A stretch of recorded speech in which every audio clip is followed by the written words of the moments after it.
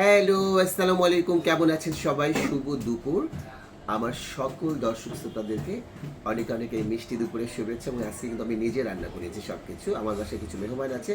মেহমানদেরকে দেখালাম না কারা কারা খেতে এসেছে, কারণ সবাই হচ্ছে ফ্যামিলি মেম্বাররা, যারা ক্যামেরার সামনে আসতে চায় না। তো প্রথমে পোলাও দিয়ে শুরু করছি। এটা কিন্তু এটা আমার একটা নিজস্ব স্টাইলে রান্না। এটা হচ্ছে আজকে কিন্তু সাথী রান্না করেনি। এটা একদম শুধু ঘি দিয়ে, অন্য কিছু ইউজ করা হয়নি। ঝরঝরা ঘি দিয়ে পোলাও, যেটা দেখতে, এটা খেতে আসলে যে খাবে তখন কত মজা হবে সেটা আপনারা বুঝতে পারবেন। একদম ঘ্রাণে এখনই কিন্তু মুহুমুহু করতেছে পুরো ভাষা। এটা হচ্ছে গরুর মাংসর রেজালা। আপনারা দেখেন, এটাকে দেখলে বুঝতে পারবেন যেটা আসলে খাওয়ার পর। এখানে আমি খুব পছন্দ করি মাংসের সাথে আলু, তো আলুটা না দিয়ে পারিনি। তো এটা হচ্ছে ঝোল। খুব খাওয়ার এই রেজালাটা আসলে খেতে অনেক ভালো লাগে, বিশেষ করে পোলাওর সাথে। পোলাও রান্না করলে আমরা চেষ্টা করি রেজালা। এটা হচ্ছে ডিমের কোরমা। একদম এটাকে আমি আর সাদা করিনি, একটু মিষ্টি এবং ঝালের কম্বিনেশনে ডিমের কোরমা রান্না করা হয়েছে। যারা পোলাও খেতে পছন্দ করে না বা ডায়েট করছে, তাদের জন্য একদম সাদা চালের ভাত। এখানে আছে একদম আমাদের বরিশাল থেকে নিয়ে আসা তেলাপিয়া মাছ, আমার খালা নিয়ে এসেছে।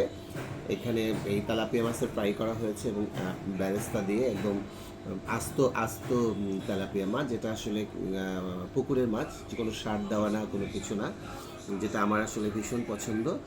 এখানে আছে জলপাইয়ের আচার, আমার ফ্যামিলির, আমার বোনদের হাতের জলপাইয়ের আচার। এখানে লেবু, শসা, কাঁচামরিচ।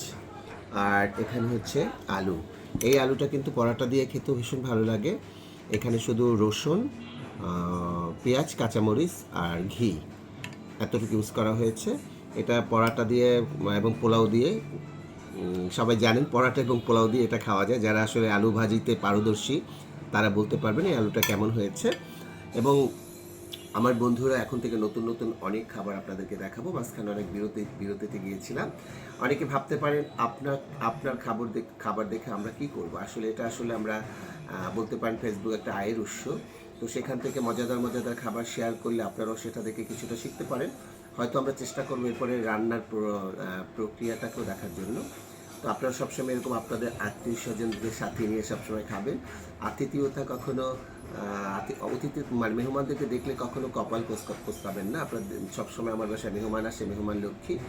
এখনও মেহমান আছে। আজকে সবাই মিলে আবার খাওয়া দাওয়া করব এবং নিশ্চয়ই রাতে অন্য আইটেম রান্না করা হবে, কারণ এগুলো সব ধাও ধাও করে শেষ হয়ে যাবে।